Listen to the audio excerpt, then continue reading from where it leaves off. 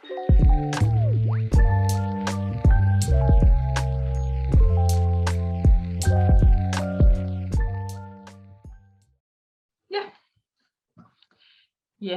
og det første punkt, som vi vil gennemgå, det er akutfasen, altså tiden lige omkring og efter ulykken den er sket. Hjernerystelse, det kan jo opstå og vise sig på flere måder, både hvor man som følge af hjernerystelsen straks efter bliver bevidstløs, men hjernerystelse kan jo også være sket i tilfælde, hvor man ikke har været bevidstløs, og hvor man måske først har troet, at det ikke var en så alvorlig ulykke. Men hvor det jo altså så senere viser sig, at det var det, fordi man har fået de her voldsomme følger efterfølgende. Vi oplever stadig, at der er nogle lægekonsulenter rundt omkring, som har den meget forældede opfattelse om, at man skal have været bevidstløs for at kunne have blevet påført en hjernerystelse. Dog så anerkender de fleste lægekonsulenter nu, at hvis man kan bevise, at man kort efter ulykken var svimmel, havde kvalme eller kastet op, ja, så kan man godt have haft en hjernerystelse. Og det fører så til det næste punkt, om der skal sikres nogle beviser, og hvordan. I forhold til den erstatningsretlige del, jamen så er det jo sagens beviser, altså oplysningerne i sagen, som er helt afgørende for, om man kan få den erstatning, man er berettiget til. I akutfasen, hvor ulykken den lige er sket, så kan det være af afgørende betydning, at man sikrer sig bevis for, hvilke symptomer man har, men også hvad der skete ved den her ulykke.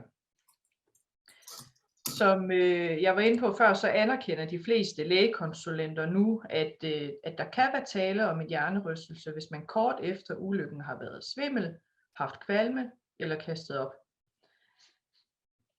Men hvordan beviser man jo så det? Det er jo så spørgsmålet.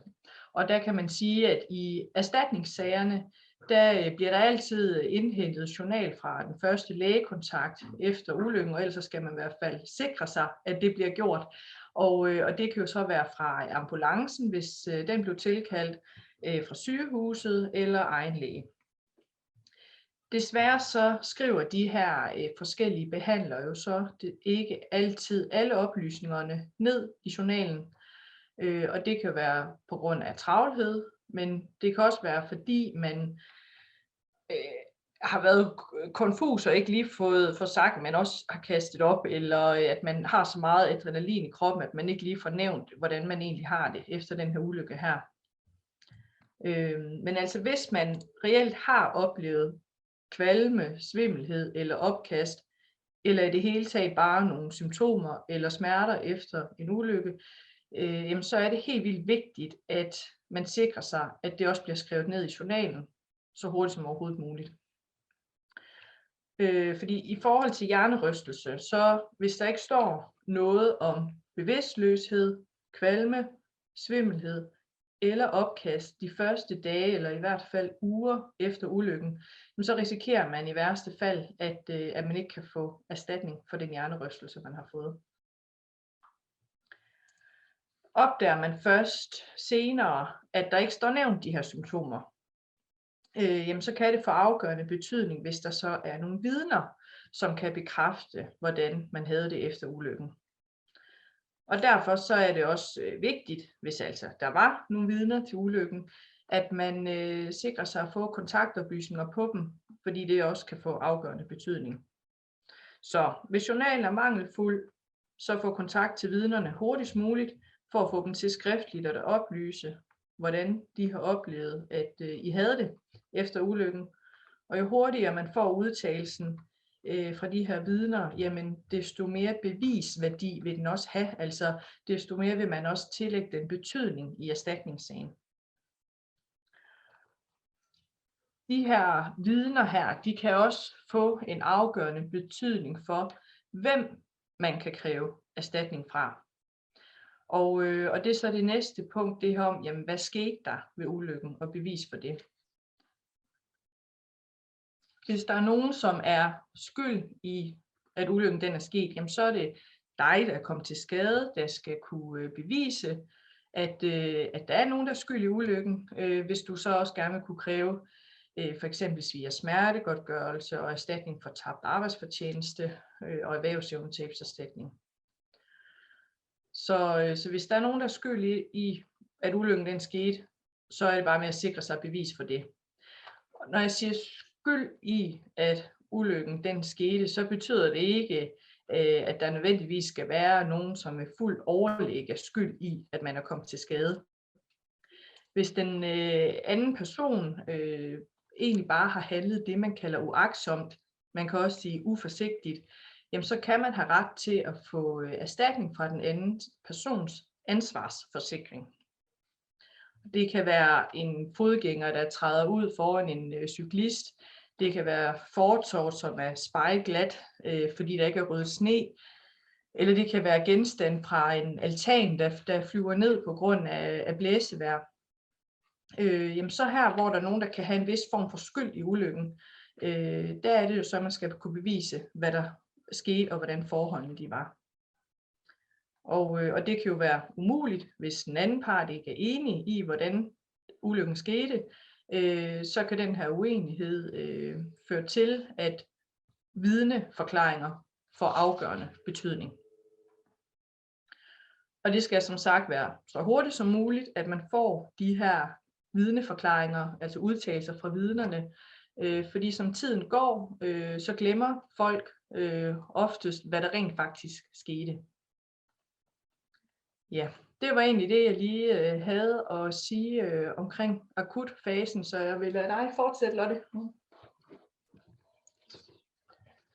Ja, når man har fået en hjernerystelse, så sker det jo rigtig tit, at skaden den skal anmeldes til en eller flere forsikringer.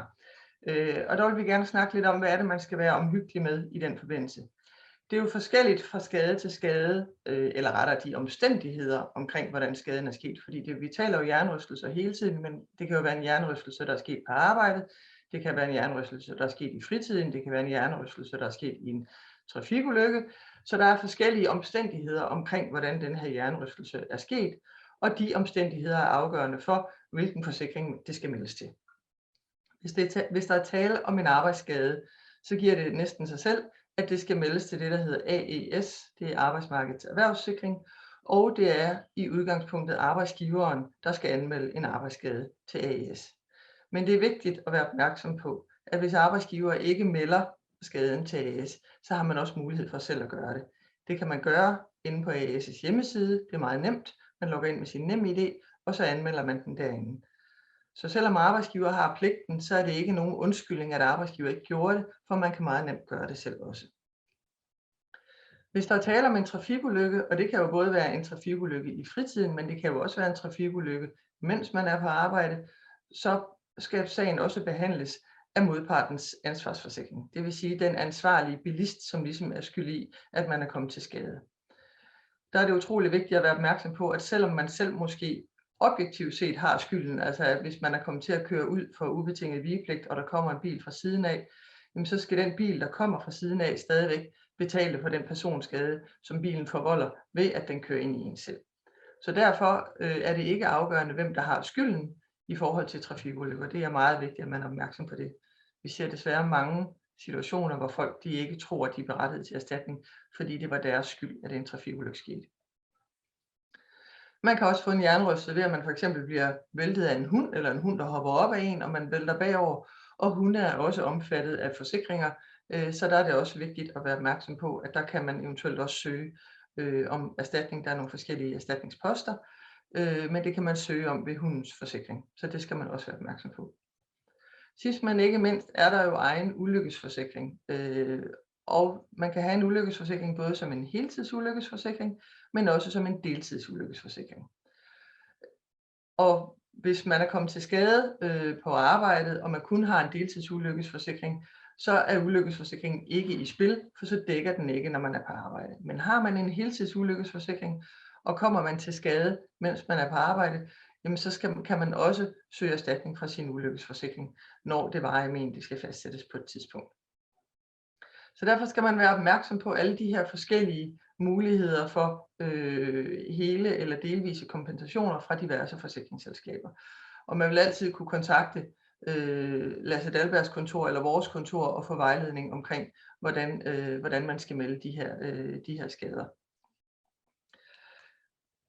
Man skal også være opmærksom på, at ved nogle af de her forsikringer gælder der nogle tidsfrister for, hvornår skaden skal meldes. Det er ikke afgørende, at man får meldt en hjernerystelse til sin ulykkesforsikring eller arbejdsskadeforsikring hurtigt. Altså der er ingen af de her forsikringer, som kræver, at man melder det inden for få dage eller uger, så man behøver ikke at stress i forhold til anmeldelse. Det, der kan gøre det vigtigt, hvordan og hvornår man har anmeldt det, det er i de sager, hvor ens lægejournal måske er mangelfuld. Fordi vi har set nogle sager, hvor egen læge for eksempel ikke har fået skrevet tydeligt ned, hvilke symptomer den pågældende har på hjernerystelse. At man har hovedpine, at man er svimmel, man har kvalme, man har kastet op. Eksempelvis, hvis lægen ikke har fået skrevet det ned i journalen, så kan det jo være et stort problem i forhold til det her med at dokumentere, at man havde hjernerystelsessymptomer. Hvis man så har en patient, som faktisk måske allerede på anden eller tredje dagen også anmeldte skaden til sin ulykkesforsikring, og i den anmeldelse skrev alle de her symptomer, så kan det lige præcis være det bevis, vi har brug for at kunne dokumentere, at der var tale om hjernerystelsessymptomer inden for de første 2, 3, 4 dage. Så på den måde, så kan det, man skriver ned i anmeldelserne til forsikringerne, godt ende med at blive tillagt meget stor betydning. Men det er kun i de tilfælde, hvor journalen måtte være mangelfuld. Ellers er der ikke nogen afgørende frister i forhold til anmeldelserne til forsikringerne. Men generelt anbefaler vi, at når man melder til forsikringen, og det er uanset om det er modpartens ansvarsforsikring i en trafikulykke eller egen ulykkesforsikring, at man skriver så præcis som muligt, hvad der er sket og hvilke symptomer man har. Man skal ikke bare skrive, at man har det dårligt, eller man har fået hjernerystelse. Man skal skrive, jeg har hovedpine, jeg har kvalme, jeg er svimmel, jeg har kastet op, jeg har svært ved at læse, jeg er lysfølsom, osv. Altså skriv de enkelte symptomer, i stedet for bare selv at give en diagnose til sig selv. Det er meget, meget vigtigt. Det, der også er vigtigt, det er, at man får skrevet alle de her ting ned så præcis som muligt, selvom man naturligvis har en tro og et håb om, at det her det forsvinder, og det fortager sig. Det gør det jo heldigvis i mange tilfælde, men i de tilfælde, hvor det ikke går væk, der har det bare meget stor betydning, hvad der er blevet skrevet ned lige efter skaden.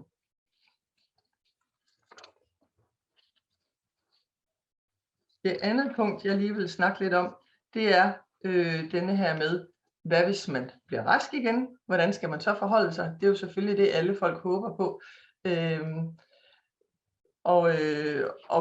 Og hvis ikke man bliver rask igen, hvad er det så, man skal være opmærksom på? De fleste af os, der arbejder med det her, og de læger, der arbejder med det her område, er den opfattelse, at det er cirka 10% af alle dem, der får hjernerystelse, der ender med at få varige eller langvarige følger af hjernerystelsen. Så selv om man tror og håber på, at det her det er forbigående, at der ikke er noget mærkeligt i, at man har hovedpine, eller man har det dårligt, fordi man har lige fået et eller andet tungt i hovedet, så er det meget vigtigt at få noteret ned, både lige efter skaden er sket, men også undervejs, hvilke symptomer man har. Hvis man senere hen står og skal kræve erstatning for sin hjernerystelse, så lægger man nemlig ikke kun vægt på, hvad der er blevet noteret lige efter skaden, men man lægger også vægt på, at man kan dokumentere, at man har haft symptomerne fortløbende hen ad vejen.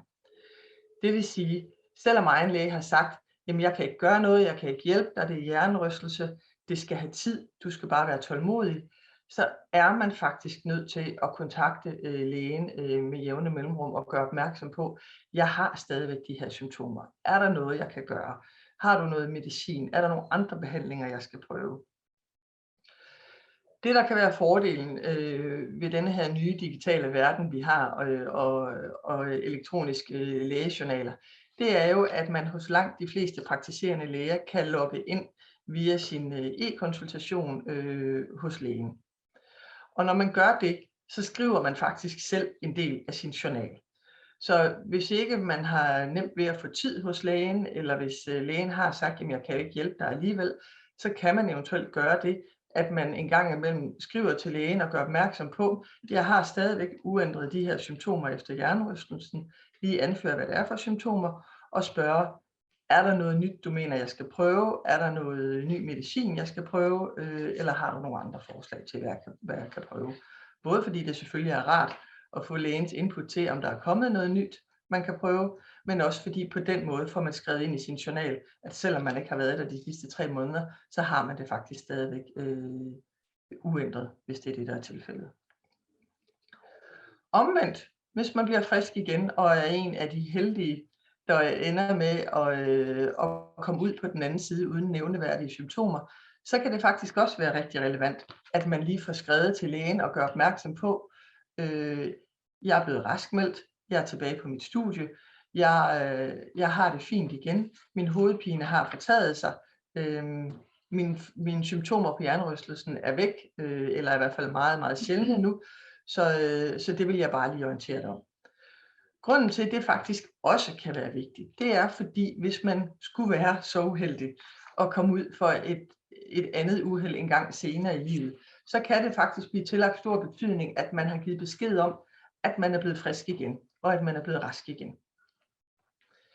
Så er man en af de heldige, der ender med at ligesom at blive frisk igen og rask igen, så giver det god mening at lige give besked til lægen om det. Når det så er sagt, så vil jeg sige, at man skal jo sørge for, at man har haft det godt i nogle uger, inden man sender den besked til lægen. Fordi vi ser jo også, at tilstanden efter hjernerystelse kan variere fra dag til dag. Nogle gange har folk det lidt bedre, og nogle gange har de det lidt værre. Alt afhængig af, hvilke udfordringer man har stillet sig selv overfor, og hvor meget stimuli man har fået. Så fordi man har haft en dag, hvor det er gået rimelig godt, så skal man ikke skrive til lægen, at nu synes jeg har det fint igen. Fordi hvis man dagen efter igen har det dårligt, så vil det næsten tværtimod blive brugt imod en, at man har haft en dag, hvor man havde det tåleligt. Så når jeg taler om at give besked til egen læge om, at man er frisk eller rask igen, så er det jo, når det har stået på, og man har haft det godt i nogle uger, samtidig med, at man har genoptaget sit normale aktivitetsniveau. Ja, det tror jeg, det var det. Ja.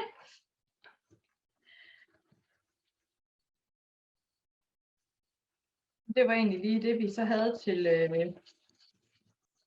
akutfasen. Og så det næste, det er så den helbredsmæssige afklaring. Og her ved den helbredsmæssige afklaring, jamen, der er det første punkt, jeg vil gennemgå, det er det her med, at tilstanden bliver stationær. Det næste, det er, om journalføring fortsat er vigtigt, og Lotte har lige været inde på det også. Men i forhold til den helbredsmæssige afklaring her, jamen der er det sådan, hvis nu det viser sig, at man ikke bliver rask igen, så er det sådan, at man over i erstatningssagen venter på, at tilstanden den bliver stationær. Altså venter på, at nu er der gået så lang tid, at man kan sige, at de her symptomer, man har, de forsvinder ikke igen.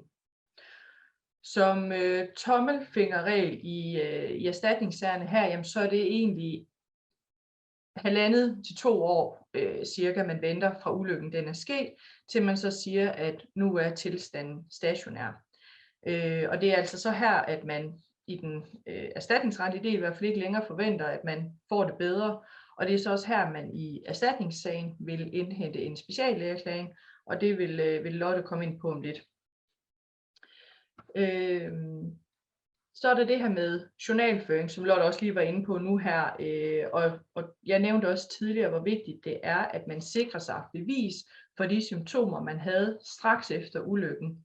Men som Lotte også lige var inde på, så de fortsatte symptomer, man har altså i efterforløbet, og frem til, at der indhentes en speciallægeerklæring, de er lige så vigtige at sikre sig bevis for. I erstatningsretten, der kalder man de akutte symptomer, som jeg talte om før, for straks symptomer, og symptomerne her i efterforløbet, som vi taler om nu, det er dem, man kalder for brosymptomer. Og man kalder dem for brosymptomer, fordi der fra ulykken sker, og til mengraden vurderes indtil 1 til 2 år efter ulykken er sket, men der skal der være en bro af symptomerne. Er der for store huller i broen, altså for lange perioder, hvor der ikke står noget om symptomerne, så er det, man risikerer at få afslag på, at de symptomer, man jo egentlig stadig har, at de skyldes ulykken. Og altså få afslag på, at symptomerne har årsagssammenhæng med ulykken. Jeg kan se Helle lige spørger, selvom vi jo egentlig havde lavet en aftale om, at vi først vil svare på spørgsmål til sidst, så kan vi sige, ja, hvor ofte, Helle hun spørger, hvor ofte man skal orientere om de her symptomer her i efterforløbet. Det er meget konkret, men jeg vil sige som udgangspunkt i hvert fald hver anden måned, hver til hver anden måned, er det godt, at der lige står noget. Og ja, Lotte nævnte jo det her med, at man kan skrive det til sin læge, og selvfølgelig også til alle behandlere, man måtte se, hvis man kommer til nogen, også så få nævnt alle symptomerne ved hver behandling. Og kommer man ikke til behandling, fordi som Lotte også nævnte det her med, at lægen vurderer, jamen der er ikke noget at gøre her, så kan man, hvis man er sygemeldt ved kommunen, også nævne det der ved opfølgningssamtalerne.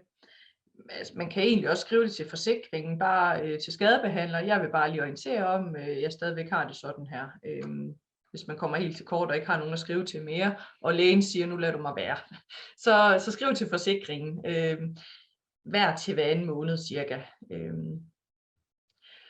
Ja, så det er vigtigt, at man sikrer sig bevis for, at symptomerne fortsætter, og altså ikke forsvinder igen. Men samtidig med det, så er det også vigtigt, at man fortæller om de her symptomer med den brede pensel, hvis man kan sige det sådan. Det vil sige, at man altså ikke går i detaljen med, hvordan man har det lige den pågældende dag, man for eksempel er til opfølgningssamtale ved kommunen. For hvis man går for meget i detaljen om, hvordan man har det lige præcis den pågældende dag, så kan man, hvis nu man har en af de her dage, hvor man er ekstra ødelagt, fordi man for eksempel lige er startet i en arbejdsprøvning, så kan man risikere, at man kommer til at give udtryk for, at ens tilstand efter hjernerystelsen her generelt er forværret. Og hvis tilstanden den ikke generelt er forværret, så skal det heller ikke stå nogen steder. For i erstatningsrettens meget, meget strenge praksis, der anerkender forsikringsselskaberne, myndighederne og domstolene ikke, at følger efter hjernerystelse kan forværres over tid.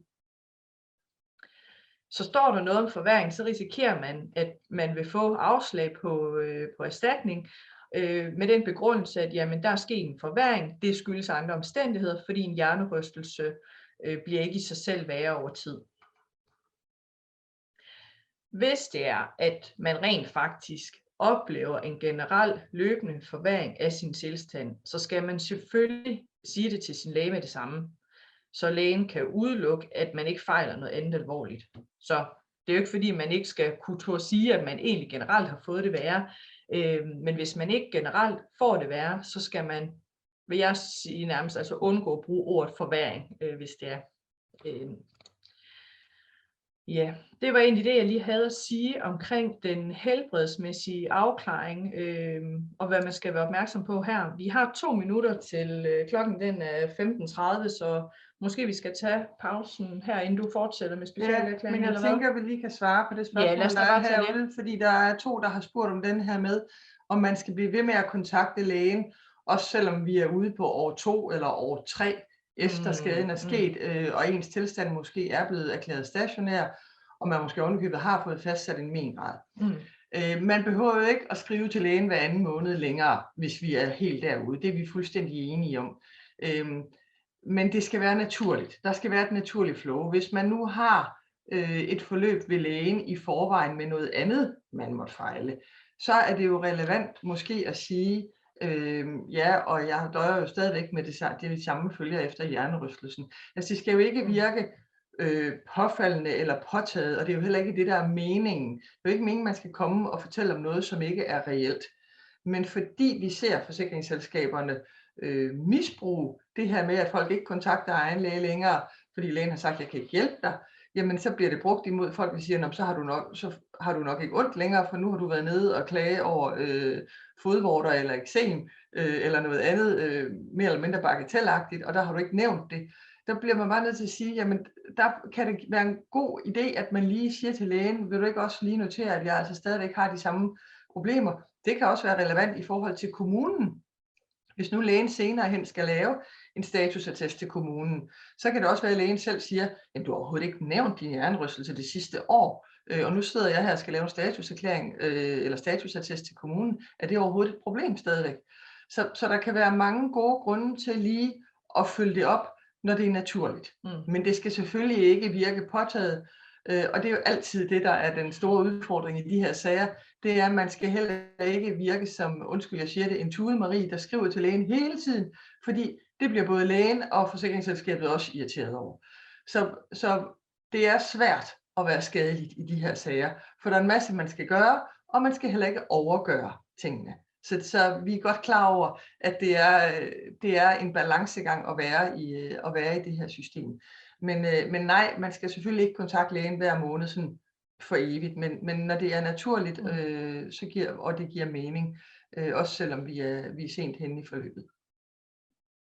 Lad os lige holde 5 minutters pause, så folk kan hvile hovedet, og så er vi på igen kl. 15:35. Ja.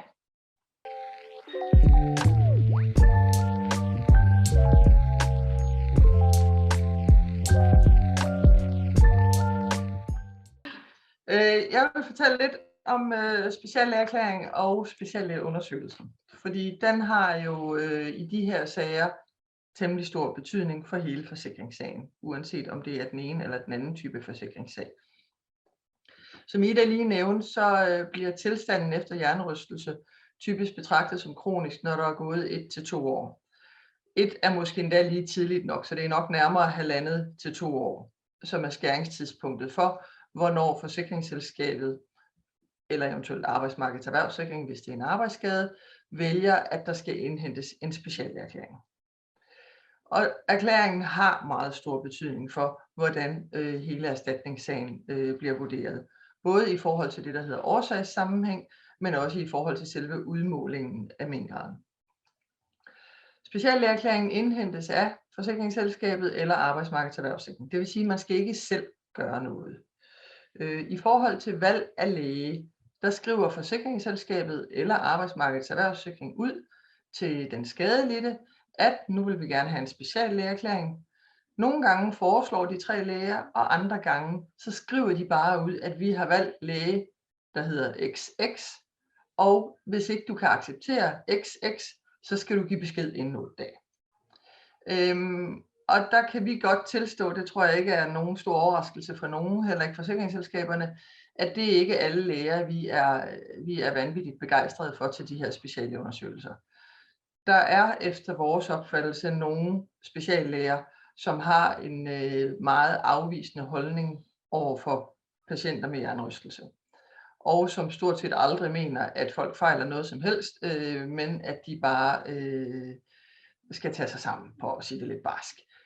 Og det er klart, hvis man får lavet en speciallægeerklæring hos en af de læger, så står man ikke særlig godt i sagen bagefter. Heller ikke, selvom man eventuelt selv bagefter indhenter en ny erklæring fra en anden læge. Så den første speciallægeerklæring i sagen er meget, meget vigtig. Og derfor er det også en rigtig god idé at lige rådføre sig med nogen, der ved lidt om det her, for at høre, hvad er det for en læge forsikringsselskabet eller arbejdsmarkedets erhvervssikring har foreslået til den her undersøgelse. Der skal være enighed, men den enighed opstår jo på den måde, at man melder tilbage med, om man kan acceptere det, eller foreslår en anden læge, som selskabet så godkender. Og hvis selskabet eller AS har skrevet til en, og man ikke reagerer, så har man også accepteret den læge, de foreslår. Så det er ret vigtigt at være opmærksom på, at denne her enighed, den kan også være stiltiende, at man kommer til at acceptere det stiltiende. Selve undersøgelsen hos speciallægen tager udgangspunkt i, hvordan man har det den pågældende dag. Men for selve erstatningssagen vil det også være sådan, at man går ud fra, at sådan som man har det den pågældende dag, og sådan som man fortæller om det ved lægen, det er sådan, man har det generelt set. Det bliver taget som udtryk for den varige tilstand. Og derfor er det vigtigt, at man ikke hverken gør sig værre eller bedre, end man generelt set er, når man skal til speciallægeundersøgelsen. Vi har set nogle triste eksempler på, at folk for eksempel har taget ekstra medicin, inden de skal til specialundersøgelsen, fordi de gerne vil være helt sikre på, at de kan høre efter, hvad speciallægen siger, at de kan huske, hvad lægen sagde, så de har måske taget fri fra arbejde eller sendt børnene på ferie i et par dage op til, og taget ekstra medicin for at prøve at være så klare i hovedet som muligt den dag, de skal til lægeundersøgelse.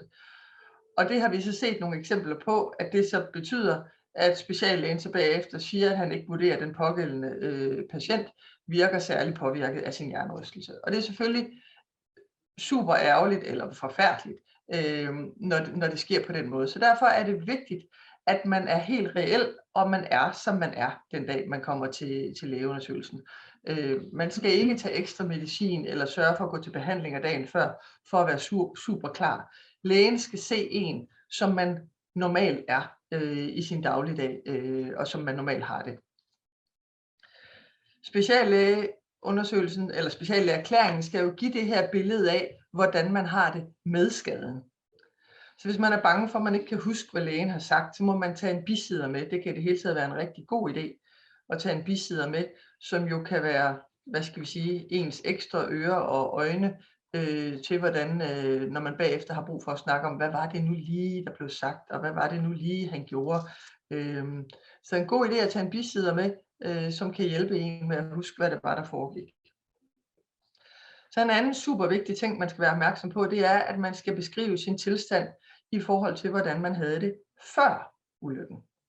Og det kan godt være, at det virker ret banalt, når jeg siger det på den måde, men det er det faktisk ikke, fordi vi ser desværre tit, at folk jo kan huske, hvor dårligt de var i de første måneder efter ulykken, og set i det lys har de jo fået det bedre.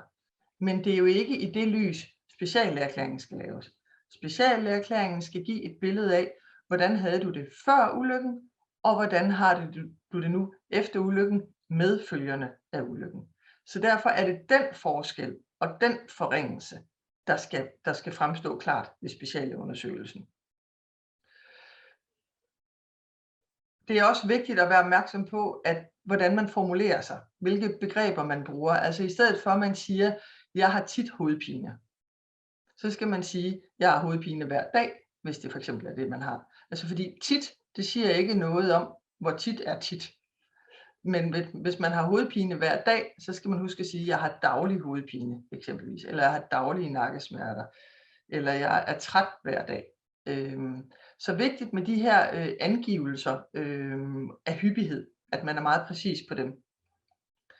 Man skal også være opmærksom på, at man for eksempel ikke får sagt, at hvis jeg støvsuger, så får jeg ondt i hovedet. Fordi de fleste vil så sige, så lad være med at støvsuge, så har du ikke ondt i hovedet. Og så har vi set sager, hvor folk siger, jamen jeg har jo hele tiden ondt i hovedet. Jeg får bare mere ondt i hovedet, hvis jeg støvsuger. Jamen det var ikke det, du sagde. Du sagde, du får ondt i hovedet, hvis du støvsuger. Og når folk kommer til at formulere sig forkert på den måde, så er det fordi, man tit næsten har vendet sig til sådan en basissmerte, man har altid, eller sådan nogle basissymptomer, man har altid. Og det er noget af det vigtigste ved specialundersøgelsen, det er, at man husker, at man skal sammenligne sig selv med før ulykken, og så sige, hvordan man har det nu. Det vil sige, alt det der er der hele tiden, det skal man huske at få forklaret alt sammen.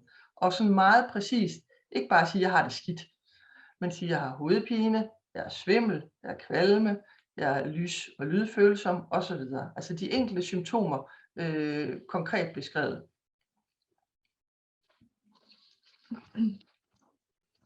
Jeg tænker, hvis det næste er mengraden, og vi skal gemme den, for jeg kan se, at tiden den er ved at skride noget. Næste gang, den 11. januar, der taler vi jo noget om, hvad man kan få i erstatning. Så der kan vi måske også gennemgå det til Jeg tænker, vi kan lige sige kort, at fastsættelse af det, der hedder mengrad, det er jo vedrørende den rent helbredsmæssige forringelse. Mengraden har ikke noget med at gøre, om man kan arbejde eller ej. Det er simpelthen ud fra det, der hedder Arbejdsmarkedets Erhvervssikrings men-tabel, som man kan finde inde på aes.dk. Og der er der nogle bestemte kategorier for, hvad ens mengrad er, også ved følger efter hjernerystelse. Så det tager udgangspunkt i det. Så det er en helt ren helbredsmæssig hvad skal vi sige, udmåling af den forringelse af ens helbred, man har fået, uanset hvilke arbejdsmæssige eller økonomiske konsekvenser det har haft. Ja. Det er også, men det er rigtigt, vi kan komme mere ind på det, sådan rent det økonomiske i det, næste gang, hvor vi tager det her med, hvad kan man få i erstatning. Yes, fordi det sidste punkt, vi lige vil nå at løbe igennem, det er det her med den kommunale afklaring, som der følger efter man har fået hjernerystelse, hvis man selvfølgelig er sygemeldt. Og det jeg lige kort vil gennemgå, jamen det er det her med, altså når man bliver sygemeldt, hvad sker der så? Og hvad er formålet med alt det her kommuneræs egentlig? Hvis man har langvarige følger efter en hjernerystelse, så vil man jo som sagt ofte være sygemeldt ved kommunen her. Og i forbindelse med, at man er sygemeldt, og arbejdsgiveren ikke rigtig kan se nogen udsigt til, at man kommer til arbejde, tilbage i sit arbejde, jamen så vil man nok oftest jo så ende op med at blive opsagt fra sit arbejde. Og når man så får den her opsigelse her og mister løn, jamen så er der opstår nogle større økonomiske tab. Og så det man kan kræve erstattet det her løntab her, hvis der er en ansvarsforsikring eller hvis det er arbejdsmarkedets erhvervssikring, men det kommer vi ind på mere omkring næste gang. Når man er sygemeldt, så kan man også kræve svie- og smertegodtgørelse, igen hvis der er en ansvarsforsikring i sagen, eller nogen, der har et ansvar for ulykken her. Ja. Det man også lige skal være opmærksom på, vil jeg også bare lige nævne her, fordi det er ret vigtigt, og det kommer vi også ind på næste gang, men det er, hvis man via sit arbejde har været omfattet af en pensionsordning, det er der mange af, de betaler til en pensionsordning, arbejdsgiver betaler for eksempel 8% af lønnen til en pensionsordning, jamen så skal man lige være opmærksom på, at rigtig mange gange har man faktisk også en forsikring i den pensionsordning. Det kaldes ofte en erhvervsudygtighedsforsikring. Og det kan I undersøge ved at gå på det, der hedder pensionsinfo.dk. Der kan I klikke på download en rapport, og så vil der komme sådan en lang rapport egentlig om, hvilke forsikringer har man ved pensionsordninger, både hvis man pludselig skulle dø, men også hvis man mister sin arbejdsevne eller sin erhvervsevne, vil det stå formuleret som derinde. Så gå ind på pensionsinfo.dk og undersøg det, hvis I ikke allerede har gjort det. Men så lige lidt omkring den kommunale afklaring og formålet med den. Formålet med kommunens afklaring, jamen det er helt overordnet, at den sygemeldte skal mest muligt tilbage i arbejde. Og for nogen så var den kommunale sag ganske kort tid, simpelthen fordi man bliver raskmeldt. Der er ikke noget klart antal timer beskrevet i loven om, at når man kan arbejde så meget, så bliver man raskmeldt, men typisk ligger den på omkring en 20 timer, plus minus 20-25 timer. Det er sådan ret individuelt. Altså vil kommunen mene, jamen så kan du i hvert fald arbejde tilstrækkeligt meget til, at du kan klare dig selv, så ud af vores system. Andre sager vil kommunen vare til gengæld rigtig mange år, fordi man er i det her langvarige forløb, hvor kommunen skal finde ud af, hvordan får vi dig mest muligt tilbage i arbejde. Fordi kommunens opgave er som sagt at få en mest muligt tilbage i arbejde, og deri ligger der, at kommunen skal afdække alle muligheder for bare at øge arbejdsevnen en smule, og det tager lang tid. For eksempel så vil kommunen mange gange lige afvente, at ens tilstand er stationær efter hjernerystelsen her, ikke også, som typisk er det der 1,5 til 2 år. Det vil de afvente, før de sender ud ind i en arbejdsprøvning, fordi det ikke giver mening. Det vil ikke give noget retvisende, hvis man sender en ud i en arbejdsprøvning, før tilstanden den er stationær. Når den her arbejdsprøvning har fundet sted, virksomhedspraktik har fundet sted, jamen så kan det være, at kommunen vurderer, at det giver mening, at man kommer i et forløb ved en smerteklinik. Det kan også tage lang tid, der er også lange ventetider til smerteklinikker. Det kan også være, at man skal til mindfulness, eller man skal i en anden praktik. Så man kan sige, at der er mange scenarier og forløb, det kan tage ved kommunen. Og det er jo også langt fra altid, at man synes, at de tiltag, som kommunen gør, de giver meget mening. Men altså fælles for kommunerne er, at deres opgave er simpelthen at sikre, at man kommer mest muligt tilbage i arbejde. Der er heller ikke nogen regler om, hvor mange praktikker man skal være i, og typisk synes jeg i hvert fald, at man minimum skal være i 2 praktikker. Nogle gange er 1 også nok, men gerne 2 praktikker. Og det er simpelthen, fordi det skal afdækkes, at alle de skåne hensyn, der skal være, at de også er blevet iagttaget. Har man for eksempel efter en hjernerystelse behov for at undgå for meget støj, jamen så dur det jo ikke, at man kommer ind på en larmende fabrik og arbejder. Fordi på en larmende fabrik, der vil man jo meget hurtigt blive træt og dårlig, og derved ikke kunne arbejde ret længe. Så kommer man i nogle mere rolige omgivelser i stedet, jamen så kan man måske arbejde noget mere, og det er jo så det, som kommunen skal finde ud af med alle de her praktikker her. Når man sådan er ved at, når man har en praktik, og kommunen begynder at være sådan lidt, jamen hvad er der mere, vi kan gøre, jamen så vil sagen oftest blive forelagt for det, der hedder rehabiliteringsteamet. Og rehabiliteringsteamet, det er et team, som alle kommuner har, og det er dem, som så skal vurdere, om kommunen har indsamlet nok oplysninger til, at man kan sige, nu kan vedkommende ikke øges mere i arbejdstid. Og hvis det er det, rehabiliteringsteamet finder, altså vedkommendes arbejdsevne kan ikke udvikles mere, jamen så vil de ofte indstille til, at man enten får et flexjob eller en førtidspension. Hvis de omvendt vurderer, vi kan måske godt øge arbejdstiden lidt, hvis man lige prøver en ny praktik eller nyt forløb her, eller hvad ved jeg, jamen så vil sagen blive sendt tilbage til kommunen og fortsætte der, og så kan det være, at man ender over i et ressourceforløb, som kan vare flere år. Så helt overordnet, der kan man sige, at kommunens afklaring, det har det formål, at man enten restmeldes, og gør man ikke det, at man så på et tidspunkt får flexjob eller førtidspension. Men derimellem går der ofte rigtig mange år. Så det var lige ordene for mig. Ja. Så gør jeg det lige meget kort, fordi jeg kan se, at vi har fået flere gode spørgsmål herover, som vi nok skal tage bagefter. Jeg skal lige sige lidt om, hvad man gør, hvis man er uenig med kommunen, og hvad den kommunale sag har af betydning for forsikringssagen. Men i og med, at vi også skal tale om, hvilke erstatninger man kan få i de enkelte sager næste gang, så kan man sige, så hører det naturligt også hen under det. Det her med, hvad kan man gøre, hvis man er uenig med kommunen? Altså kommunen træffer jo afgørelser i hvad skal vi sige, de vigtige punkter. Den her med, om sygedagpenge skal ophøre, om man skal i et jobafklaringsforløb osv. Og det, der hedder afgørelser, altså ordet afgørelser, det kan man klage over til Ankestyrelsen.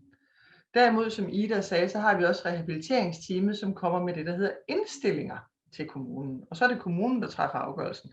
Men den indstilling, der kommer fra rehabiliteringsteamet, den kan man ikke klage over, for det er ikke en afgørelse, det er en indstilling. Så man kan sige, i forhold til det her med det kommunale, om hvornår kan man klage, og hvornår kan man ikke klage, der giver det god mening for jer, der er med i Hjernerystelsesforeningen, at spørge Hjernerystelsesforeningens socialrådgiver. Fordi det ved hun helt sikkert rigtig meget om. Men selvfølgelig, hvis man har en advokat på sagen, ved vi også noget om, hvornår kan vi gøre det ene, og hvornår kan vi gøre det andet. Når det så er sagt i forhold til det her med uenigheder, så er der ingen tvivl om, at det gælder om at ikke blive alt for uenig med kommunen. Når man er hårdt ramt af hjernerystelse, så har man brug for kommunen. Og hvis man skal i mål med sin erstatningssag, skal man også i mål med kommunen.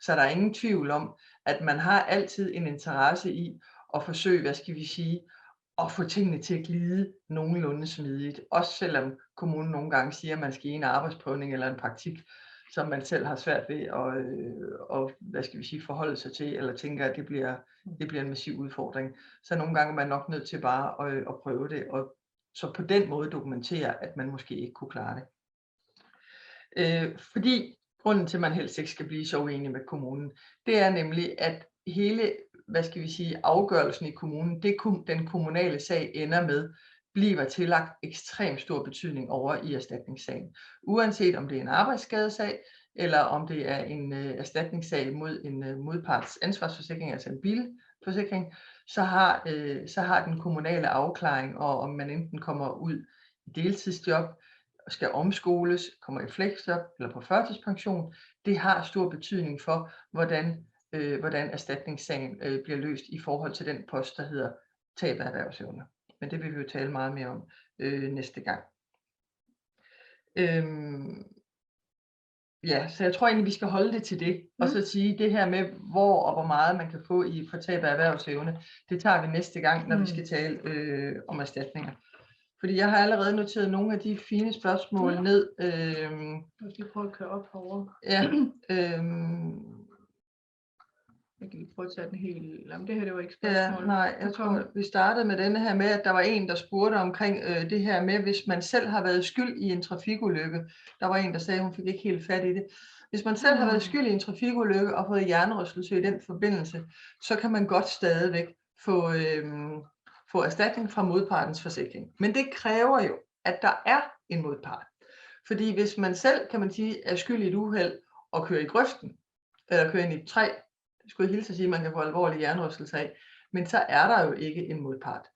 Så man kan godt få erstatning fra en modpart, hvis man har fået en hjernerystelse, men det kræver jo, at man i ulykkessituationen har ramt en anden bil. Så hvis man har ramt en anden bil, og at det er den anden bil, der er årsagen til, at man får hjernerystelse, så kan man få erstatning for sin hjernerystelse, også selvom det er en selv, der har skylden. Skylden er ikke afgørende i den sammenhæng. Så det tror jeg, det var svar på det spørgsmål. Så er der en, der spørger, om det er helt umuligt at få menerstatning 6,5 år efter en skade. Ja, vi tager det korte svar af, ja, næsten umuligt. Det er det på grund af forældelsesreglerne. Men det er ret konkret.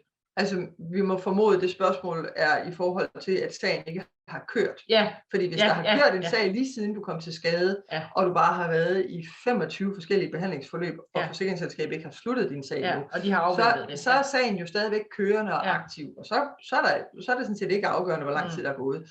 Men har der ikke kørt en aktiv sag, så er der indtrådt forældelse, og så kan man ikke få erstatning. Og det var hende, der spurgte mig skyld, det svarer du lige på. Ja. Så var der også en, der spurgte her, det her med at melde til sin pension flere år efter, at man flere år efter, at man har fået en hjernerystelse, om man kan melde sin uarbejdsdygtighed til den her uarbejdsdygtighedsforsikring, som man ofte har i sin pensionsordning. Man kan jo altid gøre forsøget, altså man kan højst få et nej, så hellere prøve en gang for meget end en gang for lidt. Det, der kan være afgørende for, at man måske ikke længere kan få erstatning fra sin erhvervsundhedsforsikring på pensionsordningen, det er, at forsikringen måske er ophørt. Fuldstændig ligesom hvis man forestiller sig en kaskoforsikring på en bil. Den dækker de skader, der sker, mens man har forsikringen på bilen. Hvis man afmelder forsikringen og bare stiller bilen ude i indkørslen, så kan man heller ikke få erstatning for en skade på bilen senere hen.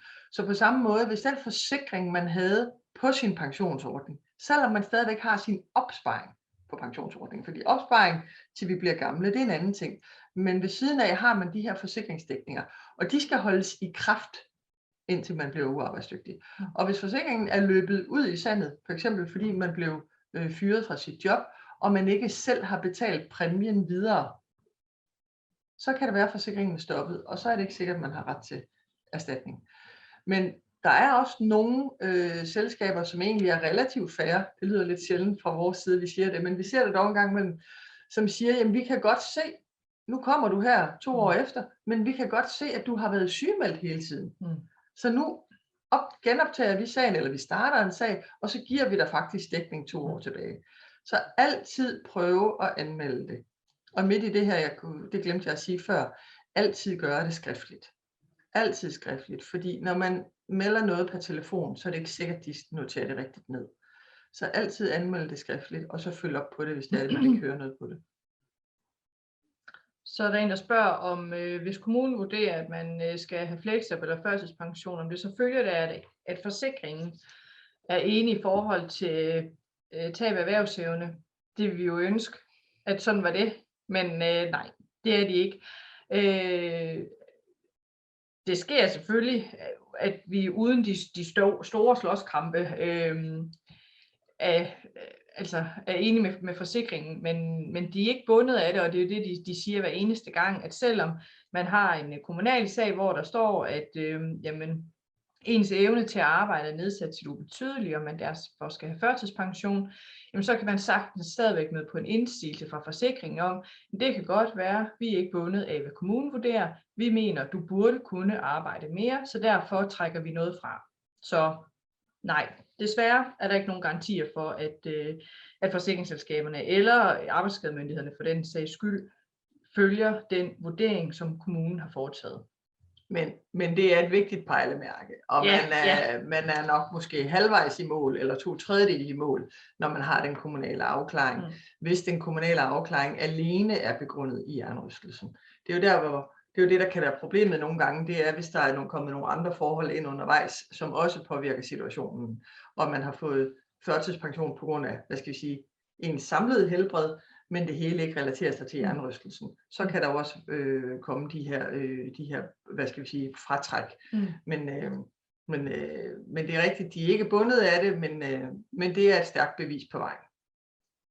Der var en anden, som spurgte omkring det her med, at ofte kommer alvorlige symptomer på hjernerystelse først efter 4 til 5 dage, og det er der også mange neurologer, eller læger i hvert fald, skrev vedkommende, som godt ved. Og hvad vi tænker om det.